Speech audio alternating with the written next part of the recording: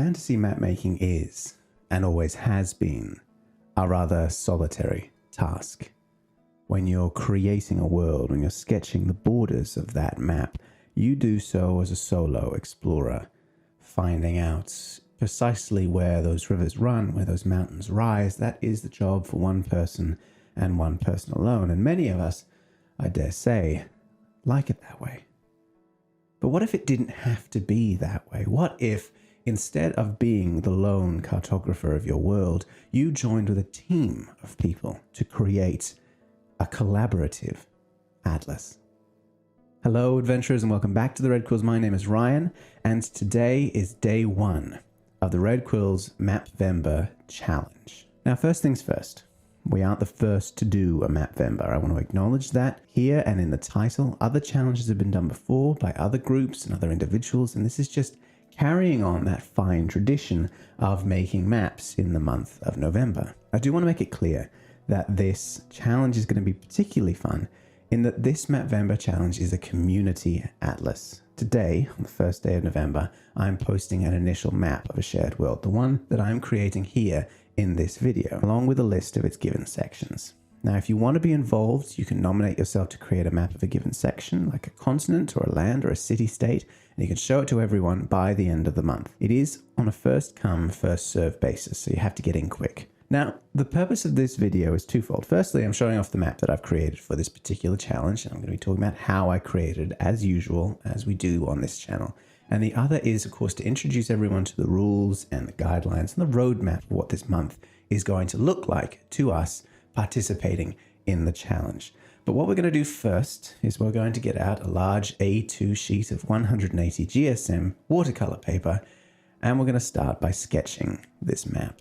Now, for those of you who have thought through the exact scale of creating a world building challenge like this, in which there are so many different moving parts, yes, I will not disappoint. I have done a fair amount of preparation for this challenge to take place, down to and including at least several Excel spreadsheets. And because this is a different method to how I normally create a world, I did have to sit down beforehand and sketch out what the world would look like. Because what the structure is that we're going for here is that the individual, you, for instance, can reach out via the Requield's Discord, and you can choose one of the 45 different sections of this map, which means, of course, they need to be easily distinguished from one another. We need to have inspirations from real-world languages so they all fit together into one cohesive unit. And, of course, we need an overall timeline and history that we can refer to that unites the entire planet. And that's, no small task for someone trying to give a fair amount of structure whilst giving a fair amount of freedom. So I do ask you to bear with me as we go through this month. Now, it does mean that everyone's submissions to Mapvember, whether it is the part of Requield here, which is the monthly challenge, or whether it's part of the daily or even weekly challenges that I'll come out with, and I'm going to talk more about that in a bit, will be submitted together. They'll be all pushed together into one huge community atlas, a document that unites everything and has the lore, has the maps, has whatever illustrations and characters that we've all created so that they could come together into a cohesive unit, a reference book which belongs not just to one world builder, but to all of us. I'm still working on precisely what that looks like for all of us, but although it is a challenge, I'm excited to see the final result. So as you can see, I'm working through this sketch, and I have divided the world into several sections, 45 I mentioned earlier. And that means that we have 10 continents, 10 subcontinents, 10 island chains, and then 10 city-states, as well as 5 areas of the Underdark. And each of them will have a prompt that looks like this. For instance, we'll take the land of Anakos, right? Anakos has an ancient Greek ring to it, so that's the inspiring language for it. When we create the land of Anakos, whoever chooses it, me, will take that naming structure. They'll try to find ancient Greek naming patterns or words and use that culture as a rubric for creating that part of the world. Not only that, because that is the inspiration, the implication of using ancient Greek, I'm going to have some themes there as well, like, massive mythological origins or wars between gods and giants and, warring city-states.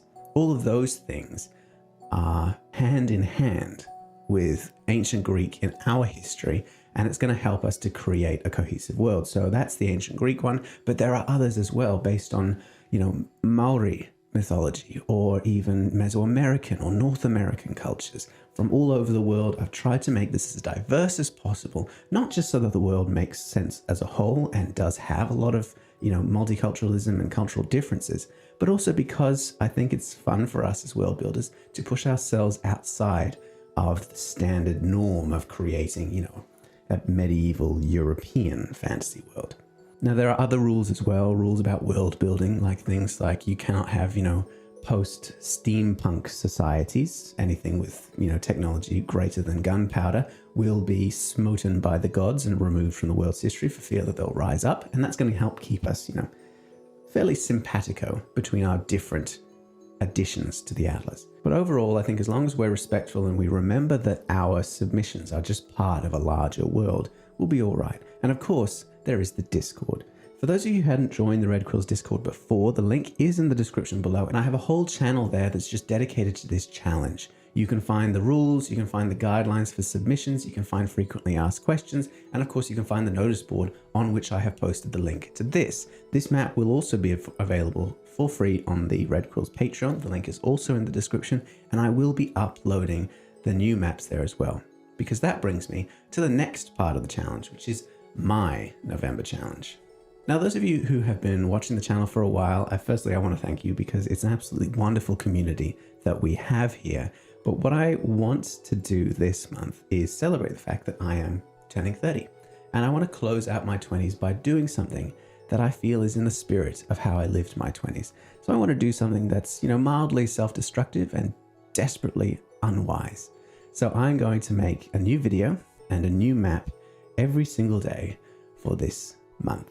30 maps, 30 videos for my 30th birthday. And of course that means that there's a hell of a lot of work for me to do, and there's going to be a hell of a lot of maps, and they are all going to be in this world, in the region of it that I have claimed called Anakos. And yes, sorry, I did claim that before anyone else could because, it's first come, first served kind of thing.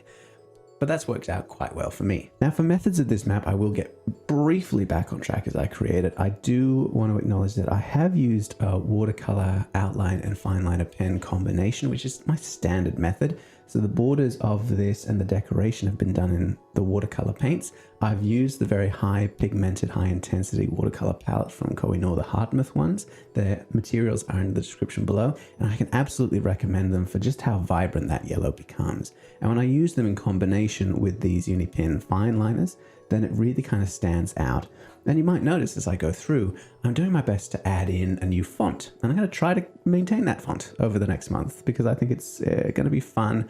And I want to create a new aesthetic for this world that's different from my own maps. You may have noticed that I tend to have an aesthetic that's like, reds and blues. And for this world, I think a purple and yellow aesthetic will be different enough that you can very easily recognize when a map that I've created is of this world in Requield. Now, as part of my challenge, I'm going to be creating a map every single day, and that's going to be, its own challenge for me. But because I know that not everyone will want the pressure of creating a map on the scale of this map or the maps that I'm creating for the world of Requield, maybe you've got other things going on in your life. I mean, things other than map making? What, do you have a life? Anyway, so because I'm going to be creating the new maps daily, it means that I can finish my videos with a prompt for the next video, like a challenge for you to take on, which is sort of a daily challenge in which you can create a map using the prompt that I've given, and then the next day we can compare it to one another, or whenever the video comes out or whenever you want to watch it.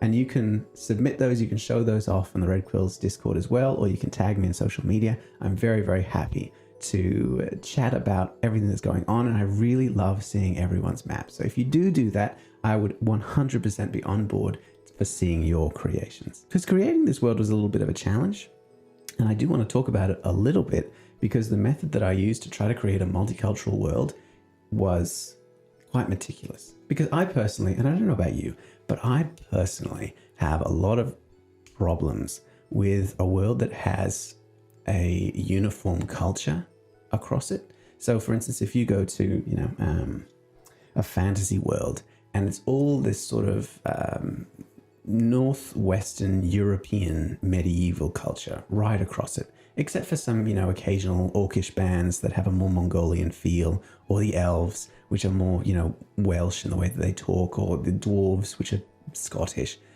I feel that it will be much more interesting to have a world that reflects actual multiculturalism, that has a history that was, tens of thousands of years ago, in which there was no civilization, and over time, the disparate portions on this world's surface have created their own cultures, their own understandings of the world, their own mythologies that they can follow, so that we as readers can delve into any part of this world, any part of the lore, and find something that is unique and interesting and adds to a collective whole that feels like it actually evolved, rather than just being the function of a story. And so in creating this map, the first thing I did was make this list, the list of 45 different areas. And it did mean that this world looks a lot more scattered than Earth does. Earth, of course, has 7 continents and very, very few subcontinents. We've got a few, peninsulas and islands, but nothing on the scale of what we've got here. This is an oceanic, pelagic sort of world. And I haven't divided it into polar caps and temperate zones, and I haven't given the orbits, and I haven't really given much in the way of details about, any moons that it has, because I wanted to leave as much as possible up to the world builders, the creators of the world, the individual parts of it. That meant that I needed a style which was non-prescriptive but easily recognizable, and so I went with that 2 hemispherical Portolan chart style of map. I really bared it down in terms of the illustrations, and honestly, these maps for the next month will probably be less illustrative than the ones that I've done in the past, just because of the time crunch that I'm working with here. But I will try to keep challenging myself in terms of the style of the map and the function and the methods and the materials that I use. So once I had the list of names that I wanted to use, and I had divided them into size, and I quartered each of the hemispheres up, so there's 8 portions of the world, and I divided the list into 8 different areas, you can see that there is a sort of a sense of familiarity to how these languages and cultures are structured across the world. So, the ancient Greek area is fairly close to, the Roman area, which is fairly close to, a medieval European area. And they're, not too far away from the places inspired by Baltic or Norse or Russian mythology. And you can move from there to, the Asian-inspired Mongoloid or, Han Dynasty or Arabic areas, and so on and so forth, so that we get this sort of blossoming picture of distance between cultures so that they make sense. And although, yes, those are disparate cultures throughout time and space, there is a great deal of distance between Norse mythology and ancient Greek mythology.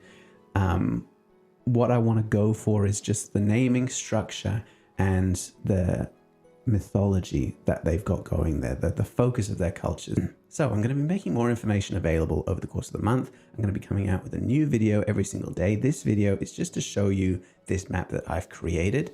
Quite apart from the challenge, I think that this 2 hemisphere map is quite attractive, and it does deal with the surface of the world in a distortion that's quite manageable.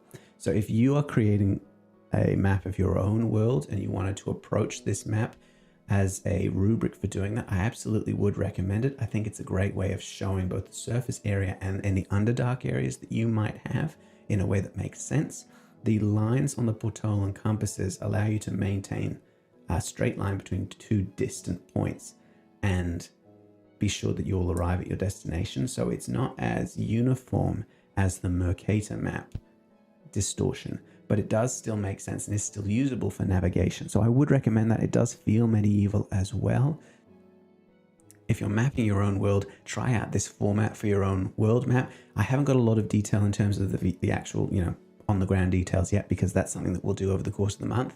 And at the end of November, I will create a new map which has all of the details on it, and we can refer to that and compare it to this one at the end.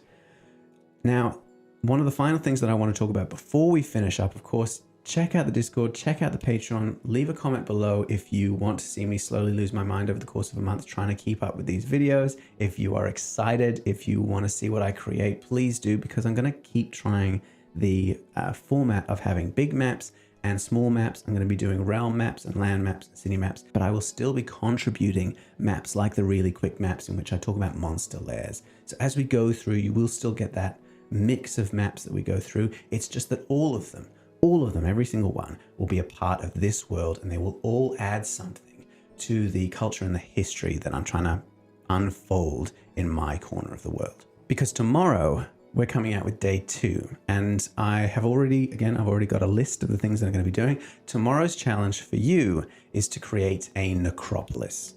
A necropolis being, of course, a city of the dead, one of the oldest kinds of architecture that we'll find in human history, things like the Valley of the Kings in Egypt.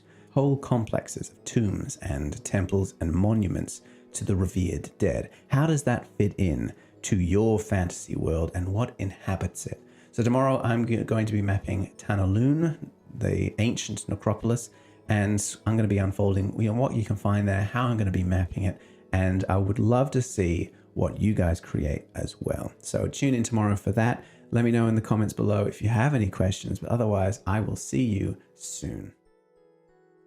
Hello, testing. I mean, other things other than map making? Are you insane? Fantasy map making is, and always has been, a rather